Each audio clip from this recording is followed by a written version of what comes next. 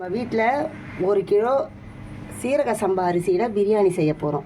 அதுக்கு 1 கிலோ கோழிக்கறி வாங்கி இந்த மாதிரி சுத்தம் பண்ணி எடுத்து வச்சுக்கணும். இப்போ வீட்டில் அரைச்ச இஞ்சி பூண்டு பேஸ்ட்டு இதோட வீடியோவை நம்ம சேனலில் அப்லோடு பண்ணியிருக்கிறோம். அதோட லிங்க்கை டிஸ்கிரிப்ஷனில் போட்டிருக்கோம். கிட்டத்தட்ட 9 வெங்காயத்தை தோல் உரித்து சுத்தம் பண்ணி நாம் வெட்டி வச்சுருக்கிறோம். கிட்டத்தட்ட 1 கிலோவுக்கு கொஞ்சம் கம்மியாக இருக்கும். 1 கிலோ அரிசிக்கு 3/4 கிலோ வெங்காயத்துக்கு மேலே போடலாம். 1 கிலோ வெங்காயம்னா 1/2 கிலோ தக்காளி கிட்ட இதை நம்ம போட்டணும். தக்காளி வந்து அதிகமாக இருக்கும்போது இனிப்புத்தன்மை அதிகமாகிடும். அதனால் 1 கிலோ பிரியாணிக்கு 1/2 கிலோ தக்காளி போடலாம். ஒரு 6-7 பச்சை மிளகா நம்ம காரத்துக்கு ஏற்ற மாதிரி வச்சுக்கலாம். கொத்தமல்லி தழை அரிஞ்சு வச்சுக்கலாம் பொடிசா. அப்புறம் இது வந்து புதினா இலையை மட்டும் எடுத்து வச்சுருக்கலாம். இது வெறும் கார மிளகாய் தூள். இதுக்கு வந்து எல்லா பொருளும் கலந்து அரைச்ச மிளகாத்தூள் சேர்க்கக்கூடாது. இந்த தனி மிளகாத்தூள் மட்டும்தான் சேர்க்கணும். கூட கொஞ்சம் மஞ்சள் பொடி சேர்த்துக்கணும்.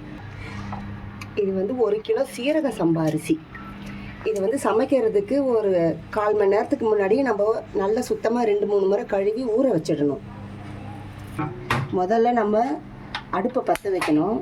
அதுக்கு மேலே இது பிரியாணி குண்டான். இதில் வந்து 1 கிலோ அரிசி 1 கிலோ கறி போட்டு பிரியாணி செய்கிற அளவில் இது. இதில் வந்து நான் ஃபஸ்ட்டு கொஞ்சம் எண்ணெய் சேர்த்துருக்கேன். இது சுத்தமான பசு நெய்ங்க. இதில் 2 ஸ்பூன் நான் நெய் சேர்த்துருக்குறேன். இந்த எண்ணெய் காஞ்ச பிறகு எண்ணெயும் நெய்யும் சேர்த்துருக்கு இல்லைங்களா? இது காஞ்ச பிறகு நான் கொஞ்சம் பிரியாணி செலவு எடுத்து வச்சுருக்கேன். பட்டை, ஜாதிபத்திரி, ஏலக்காய், லவங்கம், சில பொருள் எடுத்து வச்சுருக்கேன். இதை நம்ம இதில் சேர்த்துடலாம்.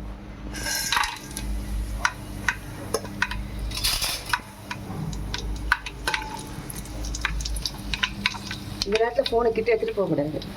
இப்போ அந்த பிரியாணி தேவையான செலவுகள்லாம் போட்டாச்சு. இப்போ வந்து நம்ம இந்த வெங்காயத்தை போட்டோம். நல்லா பொன்னிறமாக சிவக்க வதக்கணும். நான் எப்போவுமே சமையலுக்கு கல் உப்பு தான் சேர்த்துப்பேன். இப்போ கொஞ்சம் உப்பு சேர்த்துக்கணும். உப்பு எதுக்கு சேர்க்குறேன்னா வெங்காயம் கொஞ்சம் சீக்கிரமாக வதங்கணும்.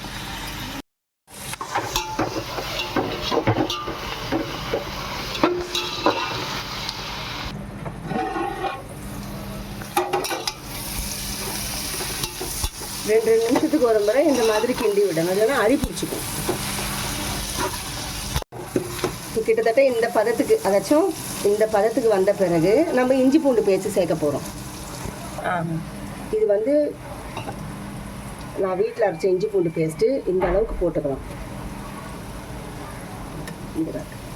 இது வந்து மீதி இஞ்சி பூண்டு பேஸ்ட்டு. இதில் வந்து மஞ்சத்தூள் உப்பு போட்டு ஒரு கண்டெய்னரில் போட்டு ஃப்ரிட்ஜில் வச்சு நம்ம வீட்டுக்கு தேவையான நேரத்தில் நம்ம எடுத்து யூஸ் பண்ணிக்கலாம். இதை நல்லா அப்படியே வதக்கணும். அடியில் தீயாத அளவுக்கு இப்படி வதக்கி போடணும். இப்போது இந்த இஞ்சி பூண்டு அந்த வாசனை பச்சை வாசனை போகிற வரைக்கும் இதை நல்லா கிண்டி எடுத்துக்கணும். இந்த புதினா,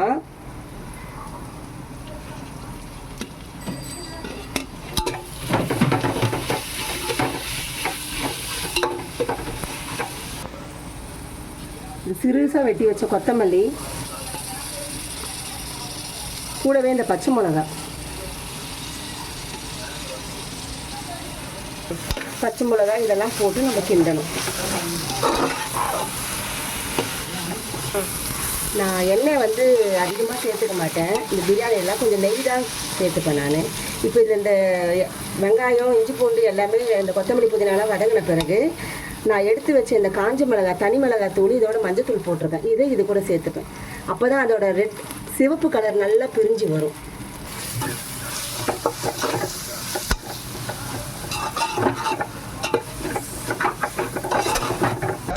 இப்போ நம்ம தக்காளி சேர்க்க போகிறோம்.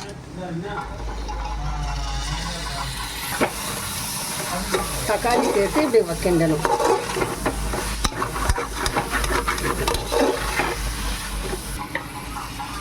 இப்போ நான் சுத்தம் செஞ்சு வச்சு இந்த 1 கிலோ கறியை நான் அதில் போட்டுறேன்.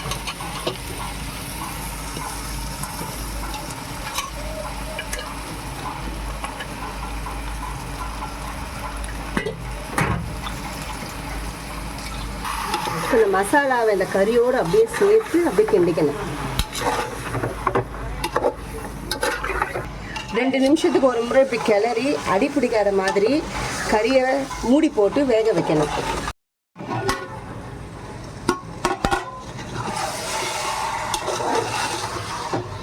இந்த மாதிரி அடிக்கடி அடி பிடிக்காமல் கிண்டி கிண்டி விடணும். இப்போ கறி வந்து 3/4 பாகம் வெந்துடுச்சு கறி. இந்த பாத்திரத்தில் 2 மடங்கு அரிசி வச்சேன். அப்போ நான் சீரக சம்பாவுக்கு அட்லீஸ்ட் 3.5 சொம்பு தண்ணினாச்சும் நம்ம ஊற்றணும். 1 2 3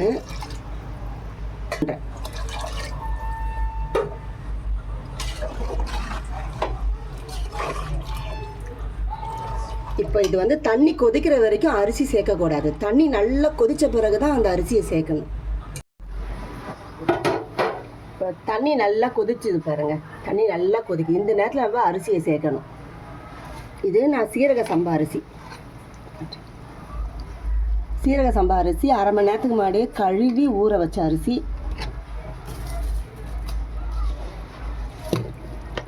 சேர்த்துக்கணும். இப்போ அரிசியை நான் சேர்த்துட்டேன்.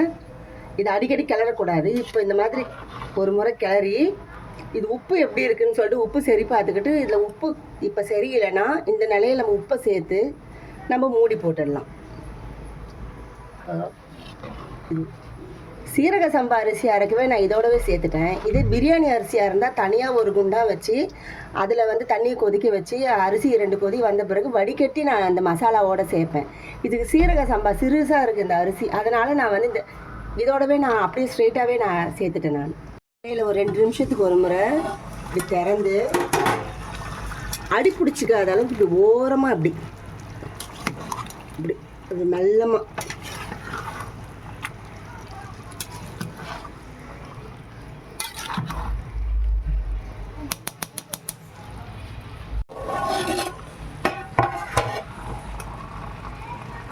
ஓரளவுக்கு 3/4 பதம் வெந்து போச்சு. இந்த நேரத்தில் நம்ம வீட்டில் இருக்க இந்த பழைய தோசை தவாவை ஸ்டவ் மேலே வச்சுட்டு அதுக்கு மேலே நாம் செஞ்சு வச்சுருக்க இந்த பிரியாணி உண்டான தூக்கி வச்சுட்டு மீடியம் ஃப்ளேமில் வச்சுட்டு மூடி போட்டுட்டு மேலே எதுனா வெயிட்டாக தூக்கி வச்சிடணும்.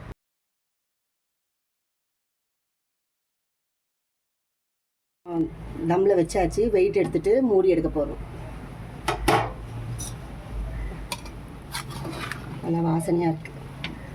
வீட்டில் அரைச்சி இஞ்சி பூண்டு பேஸ்ட் போட்டாலே இந்த மாதிரி தான் மணமாக இருக்கும். அரிசியும் நல்லா வெந்து போச்சு, நல்லா இருக்குது. இப்போ என்ன பண்ணணும்னா 2 ஸ்பூன் பசு நெய், நிறைய வேண்டாம்,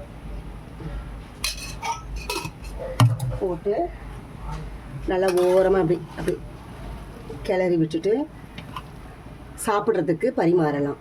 சுவையான சிக்கன் சீரக சம்பா பிரியாணி ரெடி.